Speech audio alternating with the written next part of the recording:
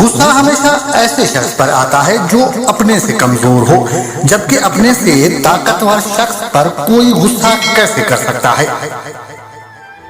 कभी कभी खुद से भी माफी मांगने को जी चाहता है, क्योंकि अनजाने में इंसान अपनी जात के साथ बहुत सी नाइंसाफियां कर जाता है।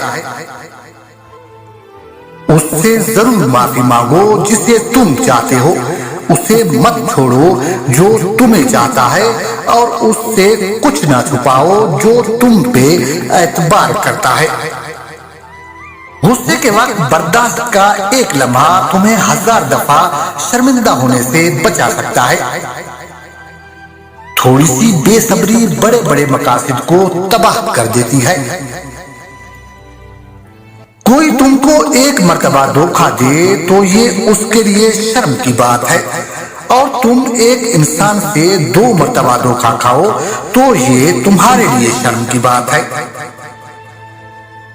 उस्ताद सिर्फ रास्ता दिखाता है, जाना तुमने खुद होता है।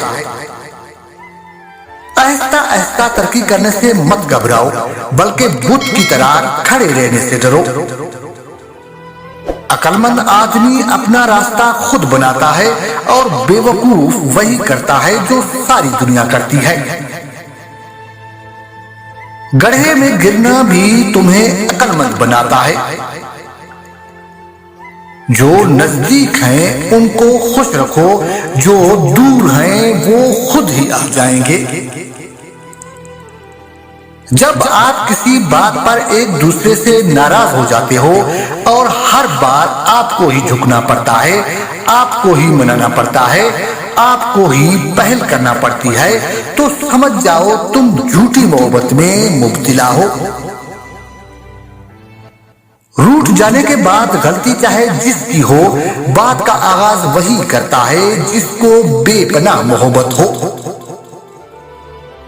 मोहब्बत मर्जी से नहीं होती, ये किसी को रिस्क की तरह मिलती है और किसी को रोग की तरह।